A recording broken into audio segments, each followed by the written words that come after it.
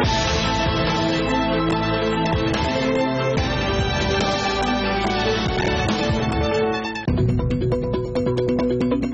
हफ्ते बाजार कई चिंताओं की गिरफ्त में रहा। मैट पर कंफ्यूजन से एफआईआई की बिकवाली हावी है। उधर ग्रीस के डिफॉल्ट की आशंका गहराने से ग्लोबल चिंताएं फिर से सर उठा रही हैं। चौथी तिमाही में ज्यादातर कंपनियों के अनुमान से कमजोर नतीजे भी बाजार के जख्मों पर नमक छिड़कने का काम कर रहे हैं। कम बारिश का डर भी सता रहा है। संसद में लैंड बिल के ठंडे बस्ते में जाने के आसार बन रहे हैं, लेकिन एक पॉजिटिव ये है कि जीएसटी बिल की गाड़ी मंजिल तक पहुंचती दिख रही है।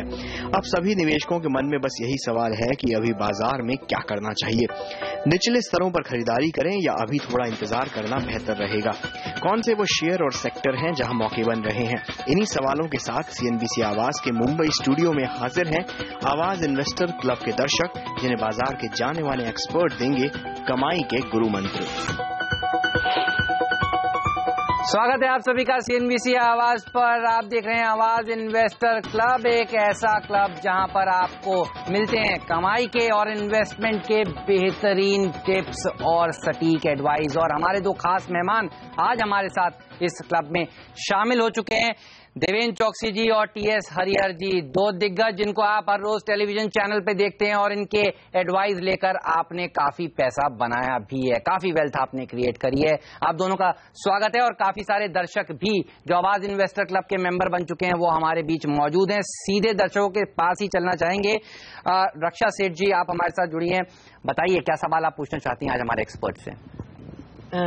हाय, मैं ये सवाल पूछना चाहती हूँ कि जब ग्लोबल मार्केट इतनी हाई है तो अपनी इंडिया की मार्केट इतनी लो क्यों जा रही है? इतनी नीचे नीचे नीचे ही जा रही है अभी। देवेंद्र भाई बताइए, एमएससीआई इंडेक्स 27% की बढ़त दिखा रही है, इमर्जिंग मार्केट की इंडेक्स। यूएस में एक रैली है, नैस्डैक हाईज पर, भारतीय बाजार कमजोर क्यों?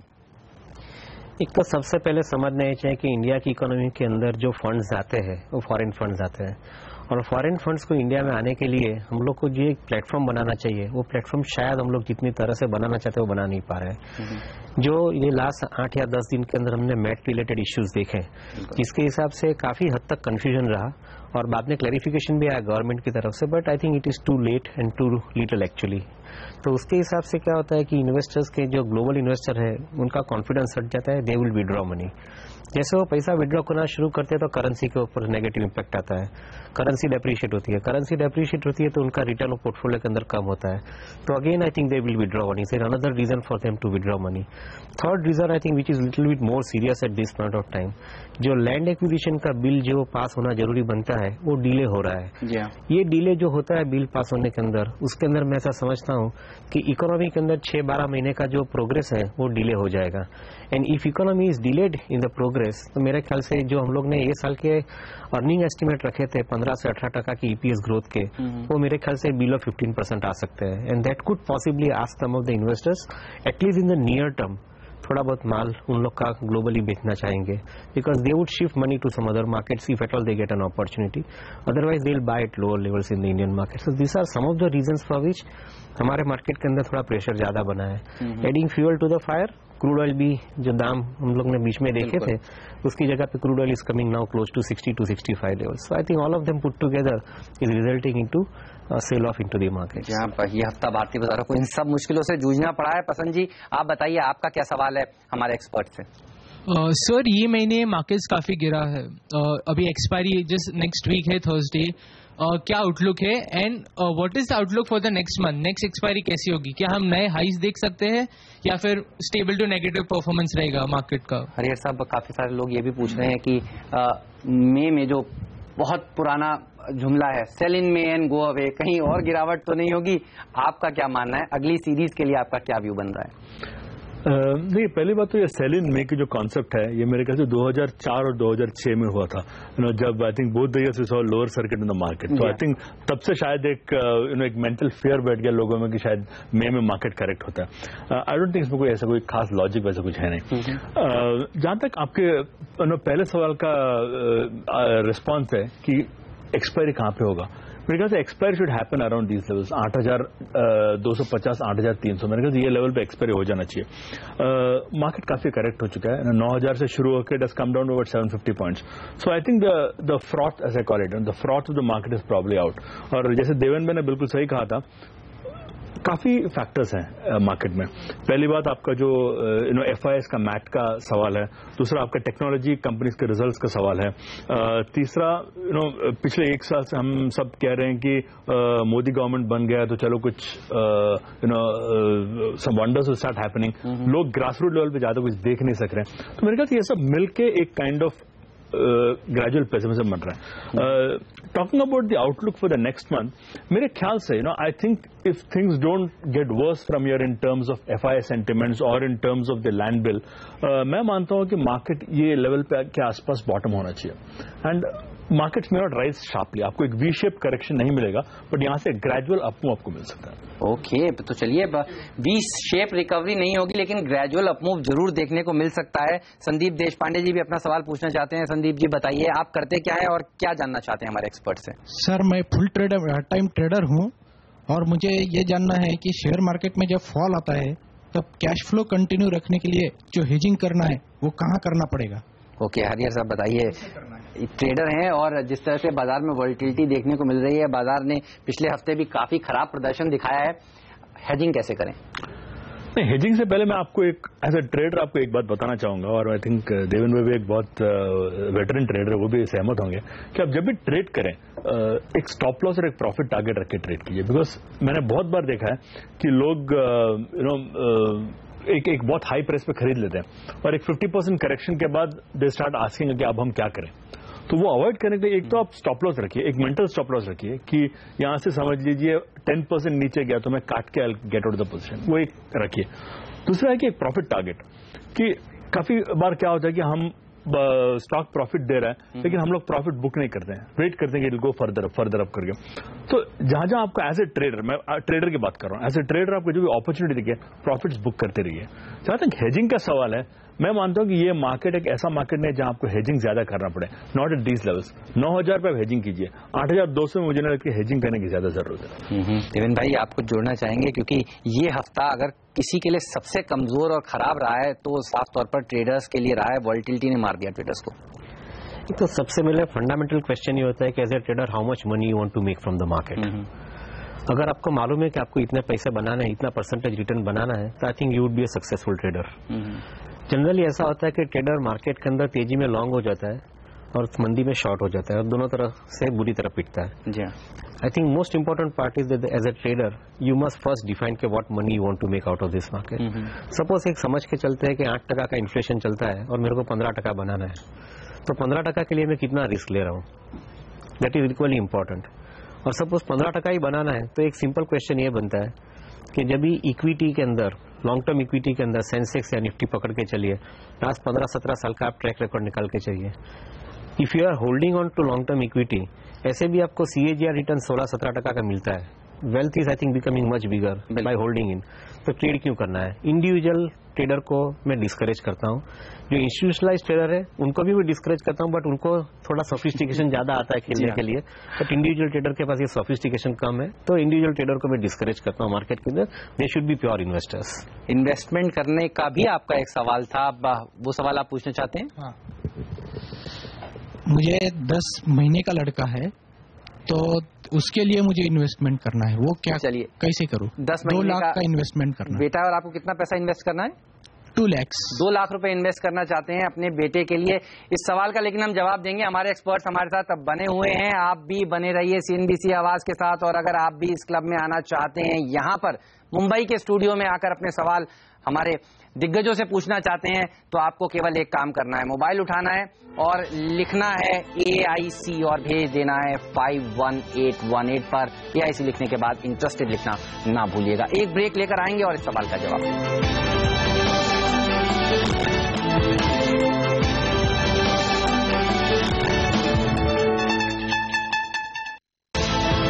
आवाज इन्वेस्टर क्लब में एक बार फिर आप सभी का स्वागत है। हमारे साथ 2 खास मेहमान देवेंद्र चौकसी और टीएस हरिहर जी बने हुए हैं और हम दे रहे हैं आपके सवालों के जवाब। ब्रेक से पहले संदीप देशपांडे जी जो हमारे सामने बैठे हैं, इन्होंने पूछा था कि इनके पास 2 लाख रुपए हैं, 10 महीने का इनका बेटा है, उसके लिए पोर्टफोलियो बनाना है। पहले तो बहुत अच्छी सोच है, आपने इस काम का शुरुआत अभी से ही कर दिया और अपेक्षा कर रहे हैं पोर्टफोलियो बनाकर आप अपने बेटे को देंगे। ये बताइए हरिहर साहब, कहां पर पैसा लगाना चाहिए? लॉन्ग टर्म इन्वेस्टमेंट है, कहां से शुरुआत करें? देखिए, सबसे पहली बात तो I think your son is 10 months old, अभी तो बहुत छोटा है, तो आपको लगभग 10-15 years का प्लान करना चाहिए। मैं 2 चीज खास करके कहूंगा आपसे। पहली बात तो ये कि बहुत मिड कैप और स्मॉल कैप में मत जाइए, बिकॉज ये मार्केट ऐसा स्टेज पे है जहां से आपको फ्रंटलाइन क्वालिटी स्टॉक्स पे over a period of 10-15 years बहुत अच्छा रिटर्न मिल सकता है। तो आप try to focus on those kind of stocks, number 1। Coming to specific stocks, देखिए फॉर एग्जाम्पल ल्यूपिन है। Lupin is a great story in pharmaceuticals, already 20% peak से करेक्ट हो चुका है, ओके। और यदि आप अगला 10-15 साल देखोगे तो शायद से we still have 2 stocks, Sun Pharma and Lupin, which will dominate the pharma space in India. तो ल्यूपिन जैसे एक स्टॉक खरीदिए। दूसरा, आप लार्सन एंड टुब्रो देखिए। ठीक है, Larsen and Toubro will most likely be a proxy for India. और हम लोग कहते हैं कि इंडिया विल ग्रो एट 8% या 7.5%, what ever is the final figure. इसका एक बहुत बड़ा बेनिफिशियरी होगा लार्सन एंड टुब्रो। दूसरी बात, जहां तक डिफेंस स्पेंडिंग का सवाल है, ग्रेजुअली इंडिया का डिफेंस प्राइवेटाइज होगा, और जब प्राइवेटाइजेशन होगा तो उसका सबसे बड़ा बेनिफिशियरी होगा लार्सन एंड टुब्रो। तो ये एक ऐसी कंपनी है जो कैपिटल गुड्स में भी है, डिफेंस में भी है, and it's a very good long term share. Since you are talking about a 10 month old child, आपके पास 10-15 साल का मैं कहूंगा लग्जरी है, तो आप इस लग्जरी को फुल्ली यूटिलाइज कीजिए। Highly quality stocks like Larsen and Toubro, like lupin, okay. And the third thing you can do is, यदि आपने स्टॉक्स आइडेंटिफाई किया, उस पर आप एसआईपी कीजिए। मीन्स आप पूरा पैसा, पूरा 2 लाख साथ में मत डालिए, पर एवरी मंथ उसको ग्रेजुअली डालते जाइए, सो दैट बिटवीन जो करेक्शंस आएगा उसमें आपको एक बेटर रेट मिल सकता है। ओके, चलिए, तो ये 2 दिग्गज हैं जो जहां पर आपको निवेश करना चाहिए। अपने बेटे के नाम आपको ये शेयर खरीद के रखने चाहिए। अनिल देशपांडे जी भी हमारे साथ जुड़े हुए हैं, बताइए आपका क्या सवाल है? मेरा सवाल ऐसा है कि अभी मानसून का जो फोरकास्ट आया है वो बिलो नॉर्मल आया है, तो ऐसी सिचुएशन में कौन से सेक्टर में बेनिफिट मिलेगा और कौन से सेक्टर पे नुकसान पहुंचेगा? देवेंद्र भाई सीनियर सिटीजन है, जानना चाहते हैं कि कौन से सेक्टर्स पे इम्पैक्ट पड़ेगा मानसून का। एक्चुअली हम लोग हर टाइम वेदर गॉड के ऊपर विश्वास कम रखते हैं। समा अदर आई थिंक मेरा ऐसा मानना है कि उनके ऊपर विश्वास ज्यादा रखना चाहिए। गए साल भी हम लोग ने एक विश्वास कम रखा था, फिर भी 88% मानसून आया था, और ये साल में भी उन्होंने गाइडेंस कम दिया है, बट फिर भी 93% का तो गाइडेंस दिया है। मैं नहीं मानता हूं कि हम लोग को इतनी जल्दी कोई मानसून के हिसाब से ज्यादा सोचना चाहिए। और एट द सेम टाइम जो सेक्टर के ऊपर आप सोच रहे हो कि कौन से सेक्टर में मेरे को प्रोटेक्शन ज्यादा मिलेगा, आई थिंक लार्जली डिफेंस के ऊपर प्रोटेक्शन ज्यादा मिल सकता है। उसमें फार्मा सबसे पहले आना चाहिए, उसके ऊपर आपको एक प्रोटेक्शन ज्यादा मिल सकता है। बट मैं अभी भी बोलता हूं कि इतना जल्दी सोच बदल नहीं देना चाहिए। इकोनॉमी के अंदर काफी हद तक ग्रोथ के ट्रैक्शंस है और ग्रोथ आगे आ सकती है इकोनॉमी के अंदर, तो I think let's have a wait and see. मैं नहीं मानता हूं कि पूरे के पूरे सब पॉकेट के अंदर मानसून इतना वर्स्ट अफेक्ट हो सकता है, तो उतना जल्दी आप हाउस मत छोड़ दीजिए। On the contrary I think keep praying God, I think you will get good monsoon. Harihar साहब, आप भी इसी व्यू से इत्तेफाक रखते हैं क्या? नहीं, बिल्कुल। देखिए, मैं लगभग 15 साल से देख रहा हूँ मार्केट में कि ये मानसून एक ऐसी चीज है जो प्रेडिक्ट करना बहुत मुश्किल है। जी हाँ। और barring the 3 drought years of 2001, 2002, 2003, मुझे नहीं लगता कभी हमें डिसअपॉइंट किया। Typically we worry about less rain, पर आप पिछले 1 साल में देखोगे तो बड़ा प्रॉब्लम हुआ है टू मच रेन से। लाइक आप देखोगे तो जो राबी क्रॉप डिस्ट्रॉय हो गया था, it was because of too much unseasonal rains. Okay, जहां तक मेरा ख्याल है, इसका एक नेगेटिव इंपैक्ट नॉर्मली होता है। जब भी रेन शॉर्टफॉल होता है, रेनफॉल का शॉर्टफॉल होता है, तो इसका डायरेक्ट इंपैक्ट इन्फ्लेशन पे पड़ता है। और इन्फ्लेशन जब हाई होता है तो इसका एक ही लॉजिकल आउटकम हो सकता है कि RBI may not cut the rates, और आरबीआई ने यदि रेट्स नहीं काटा तो इसका नेगेटिव इंपैक्ट पड़ सकता है आपके बैंक्स पे, आपके ऑटो कंपनीज पे और रियल एस्टेट कंपनीज पे। तो हाई इन्फ्लेशन का एक नेगेटिव इंपैक्ट ये 3 सेक्टर्स में हो सकता है। ओके, चलिए, तो ये 3 सेक्टर्स हैं जिस पर प्रभाव पड़ सकता है। चलिए, वक्त है यहाँ पर एक छोटा सा ब्रेक लेने का। ब्रेक के बाद भी सवाल जवाब का सिलसिला जारी रहेगा। हमारे दोनों ही खास मेहमान हमारे साथ बने हुए हैं और काफी सारे दर्शक भी स्टूडियो में यहाँ पर मौजूद है। आप देखते रहिए CNBC।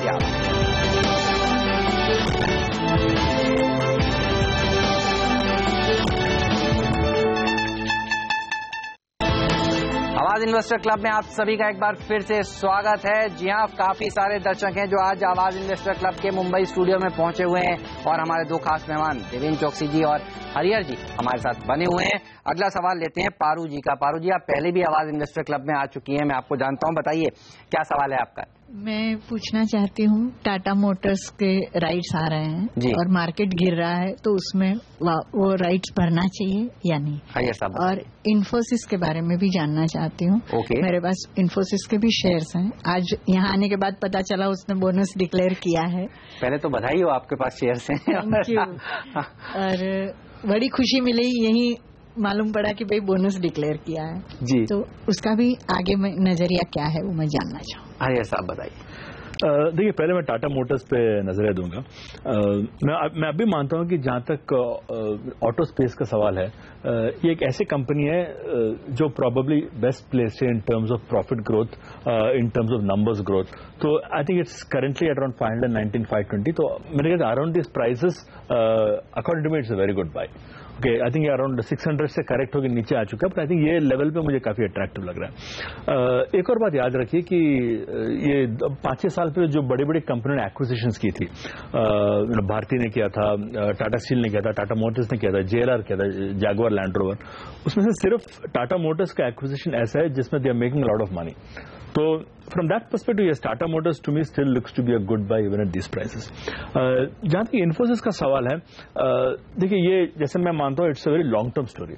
आप यदि अगला 6 महीना 1 साल देखेंगे तो शायद से यू विल बी डिसअपॉइंटेड, पर यदि आप यहां से 3 से 4 साल का पर्सपेक्टिव लेके चल रही हैं तो इन्फोसिस ऐसा कंपनी है जो अपना पूरा नेचर और स्ट्रक्चर बदल रहा है, पर इसका रिजल्ट आपको शायद 1 साल में नहीं मिलेगा, शायद 3 साल में मिल सकता है। तो यदि आप एक long term investor, you are willing to wait for 3 years, मैं मानता हूं कि Infosys is a good buy even at this prices. If you and since you are holding on to Infosys, I think you should just stay on. Okay, चलिए बने रहिए आप इन्फोसिस में, ये राय निकल कर आ रही है। मनीष शाह जी हमारे साथ है। मनीष जी बताइए, आपका क्या सवाल है। Hello, I would like to know about SBI. SBI has been underperforming since a long time now. So can you just let us know about SBI? Okay, आप जवाब देना चाहेंगे। PSU बैंकिंग स्टॉक्स और SBI ने काफी अच्छा प्रदर्शन नहीं दिखाया है, कैसा क्या करना चाहिए अब? Actually I think potential wise देखा जाए तो the company is having huge potential undoubtedly. The victimization has happened more because of the higher amount of, I think, interest rate, higher credit towards infrastructure project, and also due to the provisioning norms. ये सब reason के हिसाब से ये stock का under performance काफी हद तक रहा है। बट मैं ऐसा समझता हूँ कि आई think if economy is started improving and will improve further, credit growth pickup होता है along with GDP growth. According to me, I think within the public sector space, this should be considered as the best company. Okay. From long-term investment point of view. Maybe it has underperformed for such a good period of time. Maybe with the better times, I think it may start performing better. That is, I think, how I would put it. So if you are investor, certainly I think it's a choice, I think, which you need to make. But I think I would consider that the business model-wise देखा जाए तो State Bank within the PSU basket of banks is probably better placed bank. चलिए मनीष जी, आपने लंबी अवधि का नजरिया रखिए, घबराइए मत, अच्छा रिटर्न ये शेयर भी आपको जरूर देगा। पंकज चौकसी जी ने एक और सवाल हमें भेजा था। पंकज जी, आपको माइक लेना होगा, बताइए आपका सवाल क्या है। हेलो, मेरा ये सवाल है कि रिसेंटली हम लोग ने देखा एक स्कैम जैसा हुआ है। देयर आर मेनी मतलब बड़ौदा और राजकोट इसी जगह से बहुत सारे फोन कॉल्स आते हैं एंड देन वो लोग टिप्स देते हैं कि आप ये शेयर बाय करो, ये शेयर बाय करो। मतलब इंडियन, अगर इफ आई ट्रैक दो स्टॉक प्राइसेस ना, उसमें there is one example, Kabra drugs का एक था, 5 रुपए से ये लोग ने 160 तक भगाया और आज हार्डली 10-20 शेयर का वॉल्यूम होता है। रिटेल इन्वेस्टर्स यहाँ पे फंस जाते हैं। बिल्कुल। तो उसमें क्या रोल होना चाहिए, लाइक मीडिया, सेबी का, जो which claims to be one of those powerful regulators, उनका क्या रिस्पॉन्सिबिलिटी होनी चाहिए? मीडिया और आप जैसे फाइनेंशियल एनालिस्ट, उनका आप लोग का क्या रोल होना चाहिए? चलिए, हमने काफी सारे इस तरह के शोज करते हैं जहां कहते हैं कि आपको यहां पर इन्वेस्ट नहीं करना चाहिए, अफवाहों से दूर रहना चाहिए, लेकिन देवेंद्र भाई, ये समस्या दरअसल बहुत बड़ी है, कैसे निपटा जाए इससे? इसमें 3 लोग का समावेश होता है। सबसे पहले इन्वेस्टर, दूसरा इंटरमीडियरी जो ये इंफॉर्मेशन पास ऑन करता है वो, और तीसरा रेगुलेटर। ये 3 लोग का समावेश है। एक एनालॉजी पुटअप करता हूँ आपके सामने। आपने कभी डॉक्टर को देखा है फोन करके आपको बोले कि आप ये दवाई ले लीजिए, आपको कल तुरंत आराम मिल जाएगा? कभी ऐसा नहीं होता है। बिल्कुल, डायग्नोसिस होना पड़ता है और बाद में आप दवाई लेते हैं। अनफॉर्चुनेटली इन्वेस्टर हर चीज को आराम से लेना चाहता है, शॉर्ट टर्म के हिसाब से लेना चाहता है, तो वो सब चीज के लिए वो फोन एक्सेप्ट करता है। मैं मानता हूं कि ये गलत तरीका है। आप आपके इन्वेस्टमेंट पोर्टफोलियो की इतनी ध्यान नहीं रखते जितनी आपकी तबियत की ध्यान रखते हैं। तबियत की जांच कराने के लिए डॉक्टर के पास जाते हैं, इन्वेस्टमेंट की पोर्टफोलियो की जांच कराने के लिए आप किसी के पास फोन के ऊपर एडवाइस देते हैं। क्या ये गलत नहीं है? बिल्कुल, ये सवाल सबसे पहला है। इन्वेस्टर की तरफ से आपको सबसे पहले ये चीज सोचना जरूरी बनता है। दूसरी बात आती है इंटरमीडियरी की। इंटरमीडियरी ग्रीडी हो सकता है, क्योंकि जब इन्वेस्टर ग्रीडी है तो इंटरमीडियरी क्यों ग्रीडी नहीं हो? तो ग्रीडी हो सकता है, तो ग्रीड के हिसाब से वो अपना व्यूज इन्वेस्टर को फोन के ऊपर बताता है और इन्वेस्टर को बोलते हैं आप सब्सक्राइब करिए, और सब्सक्रिप्शन में से वो पैसा बनाते हैं और बाद में अल्टीमेटली ये सब चक्कर चलता है। जी हाँ। तीसरी बात रेगुलेटर की आती है। मेरे ख्याल से रेगुलेटर का रोल बहुत बड़ा है, बट मैं ऐसा समझता हूँ कि रेगुलेटर के पास इतने हाथ नहीं है कि जो इतने सारे लोग के पास पहुंच सके। बिल्कुल, सबसे बड़ी चीज रेगुलेटर को जो करनी है, जो नहीं कर पा रहा है, उसके अंदर आप इन्वेस्टर को एक डायरेक्शन देने के लिए जो इंटरमीडियरी है उसको एक सर्टिफाइड इंटरमीडियरी बनाइए। जैसे कि जो रिसर्च बेस्ड इंटरमीडियरी है, जो ब्रोकरेज हाउस है, जो रिसर्च बेस्ड सर्विस देते हैं, उनको पहले सबसे पहले एक आइडेंटिफिकेशन दीजिए कि this are the research based brokerage houses. जो ब्रोकरेज हाउसेस रिसर्च बेस्ड नहीं है उनको आप डिस्काउंट ब्रोकरेज हाउस का सर्टिफिकेशन दीजिए। ये सर्टिफिकेशन देने के साथ में इन्वेस्टर को भी मालूम पड़ जाएगा कि आपको कौन सी दुकान में जाना है। बिल्कुल, रिसर्च की वाली दुकान में जाना है या रिसर्च के बाहर की दुकान में जाना है। रिसर्च वाली दुकान में जाना है तो आपको उतना पैसा भी लगेगा, रिसर्च के बाहर की दुकान में जाना है तो शायद पैसा कम लगेगा। तो रेगुलेटर के पास भी ऑप्शन है, बट रेगुलेटर आपका ये चीज के ऊपर ध्यान दे।